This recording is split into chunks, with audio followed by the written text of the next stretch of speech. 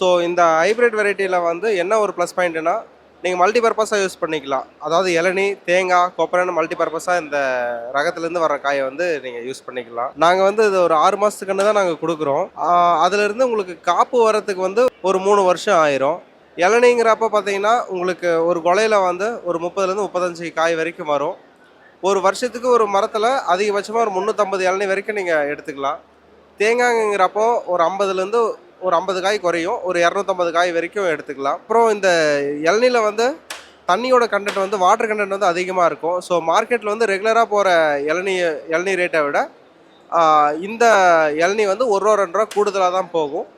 தேங்காயும் அதே மாதிரி தான். தேங்காயோட பருப்பு திக்னஸும் நல்லாயிருக்கும். ஸோ நீங்கள் நார்மல் தேங்காய்க்கும் போனீங்கன்னா ஒரு ஒரு தேங்காய் வந்து ஆவரேஜாக வந்து ஒரு 3/4 கிலோ வரைக்கும் வெயிட் வரும். அப்புறம் இதோட கொப்பரைக்கு நீங்கள் யூஸ் பண்ணும்போது ஒரு 100 காய் நீங்கள் உரிச்சு போட்டிங்கன்னா கொப்பரையோட அந்த தேங்காயோட பருப்போட வெயிட்டு ஒரு 18 கிலோ வரைக்கும் வெயிட் வரும்.